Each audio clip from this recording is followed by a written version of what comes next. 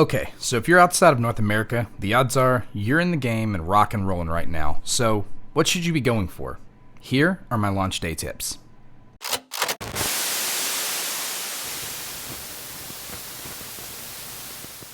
Lateral investment. Regardless of if you decide to stick to one character or several, and go free to play or whale, ensure that your investments are lateral. What I mean by this is that gachas work a little different from traditional games. With a gacha, you really want to invest heavily into one character or party over others before doing general investment into other characters or teams. The reason for this is because you don't want to brick your account. Spreading too many resources too thinly can result in a lack of resources when you need to climb that power gap for endgame. A lesson that I learned well in both the Destiny Rising beta as well as Honkai Star Rail. If you brick your account, it can take literal weeks, thanks to the stamina system, to dig yourself out.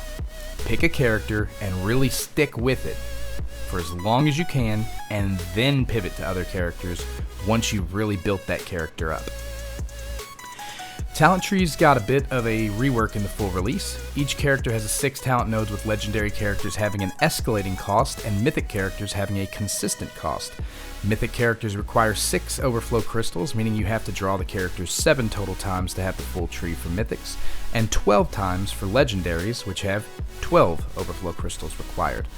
For legendaries, it starts with the first 2 nodes taking 1 overflow crystal each, then it moves on to the second set of 2 taking 2 each, and the last set of 2 taking 3 each for a total of 12. I'm going to tell you something that most people probably won't. It's okay to not have your talent trees filled out. There is absolutely nothing wrong with having a C0 or E0 Gwen. Are some of the effects that they offer nice? Absolutely, but they come at a steep cost, especially for free-to-play players. Don't be afraid to skip them. I personally, as an example, will be rocking an E0 Gwen with no shame. I don't want to dump tons of money into the game to max out every character's tree. Legendary characters will fill passively over time as you pull for mythics, so no need to worry there. You can also obtain light crystals for Fortuna crystals, which you gain from draws, so that can also help to lessen the burden on free-to-play players, though, to be fair, they are locked out at, some cases, 1 monthly or really just 1 copy period. Bundles. Purchasing bundles will set you back silver, but it's the easiest way to get Concerto. That having been said, it's not the only way to get Concerto. The exotic will be farmable on a weekly rotation from Gauntlet Ops, so don't feel shoehorned into having to spend money on the game or buy into bundles if you don't want to. That having been said, they're usually stockpiled with tons of resources that are super useful, especially early in the game, but again, you're talking real money trading, and a lot of people want to go free to play, and I can't recommend investment into these packs if you're really not wanting to put money into the game. So they'll try to tempt you, but maybe steer clear if you don't want to put money in the game. If you do, hey, you know what? It's nice to be able to get the exotic for purchasing 7 bundles, and you're going to get draws out of the bundles and everything else, so just something to consider. Characters. At launch, there are 4 mythic characters and 6 legendaries. The mythics are Gwen, Yolder, Ningfei, and Tantu. The legendary are Wolf, Ikora, and Caber. All 3 of those are free. Shanwei, Finala, and Atal. Either Finala or Shanwei can be attained through the New Light Challenges event, which has 14 stages of challenges to complete. They can also be attained randomly through draws, like I did in the APAC launch. I actually managed to pull Shanwei as my first legendary character out of my 10 stack. Atal is also available through a 99-cent pack that also grants some draws and a skin for her and her relic. She too can be drawn the normal way though, so you don't have to feel committed to it. It's just one of those things that's available if you choose to do it. The others are all available through draws. Gwen from her special banner, the other 3 mythics from the standard banner. You're guaranteed your first mythic at 30 pulls, and then every 60 thereafter. And once you hit 180 total pulls, you'll also get to choose any mythic character you want. So if you can't get the character you want, that's probably the best way to pull it off. Free pulls. Before you spend money, play the game. The devs have put in 132 standard pulls and 13,090 Lumina leaves for free. Since each pool is 180 leaves, that's 132 standard pools and nearly 73 pools worth of Lumina leaves for over 200 total draws without investing a single penny. It will require some time to attain, but that's the trade-off.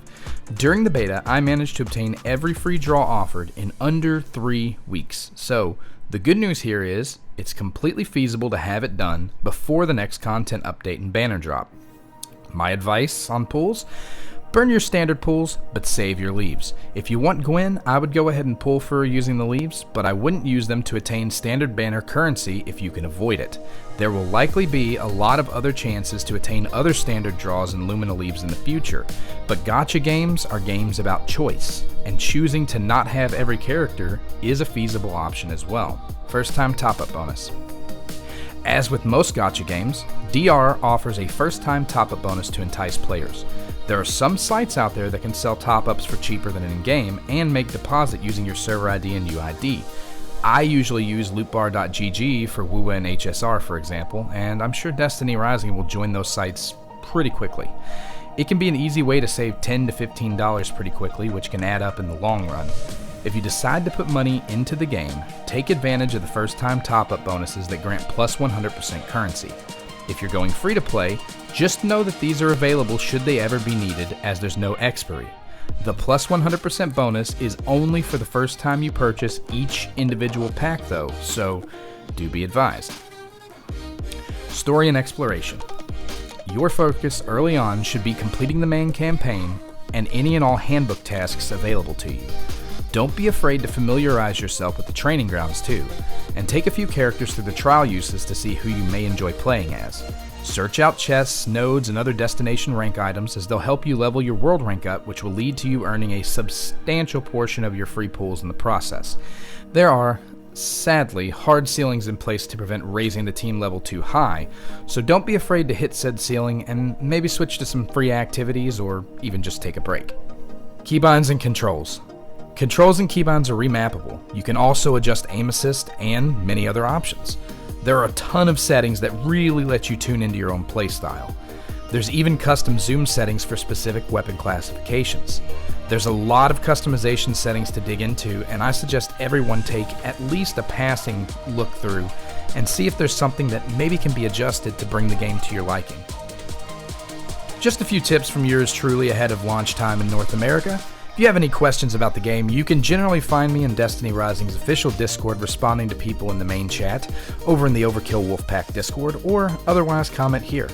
I try to respond and answer questions as frequently as I can, so yeah. I'm so excited to be back in the game again, honestly, and I can't wait to get back to grinding in-game with my Wolfpack and setting records on the leaderboards again, so be prepared to see my name a lot, hopefully, on there. But yeah, happy hunting, everyone. Hang in there, light bearers, and thanks for watching. I'll see you guys out in the wild.